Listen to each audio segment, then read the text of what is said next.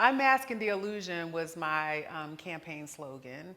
Living here, seeing the effects that the environment in Charlottesville had on the majority of people I grew up with, seeing how stagnant a lot of the Black community was as a result of the oppression here, and the Blue Ribbon Commission that was, they wanted to talk, about it publicly, the dialogue on race. So it wasn't that we did not know before then, but there was still this level of comfort that we attempted to kind of straddle here, and with those conversations.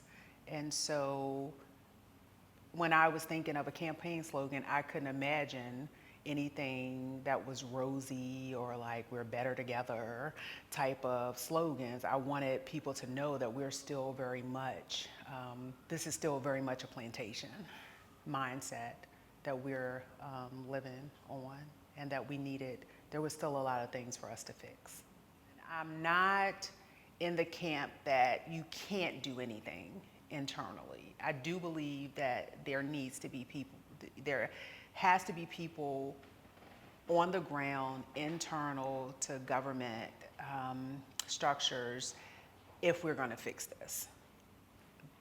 And I think there needs to be people who are very radical in their thought process, activists by nature, the warrior spirit. There's a part of me that I felt tortured the entire time, and then there's a part of me that I know that we got some really good work done that had I not been there, we wouldn't have gotten it done. And I see them rolling it back now. The thought that I'm having now is that the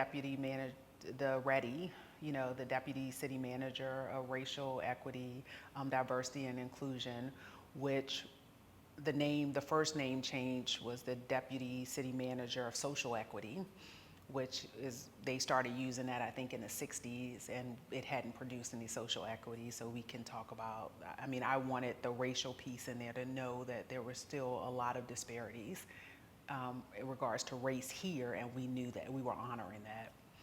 And then last, it became the chief of prosperity, which no one knows what that even means.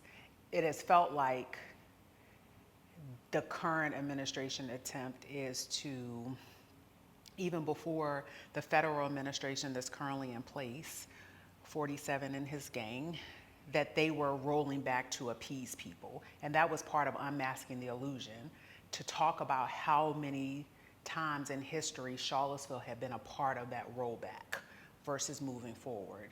I think we did a great disservice, and we did not honor the opportunity we had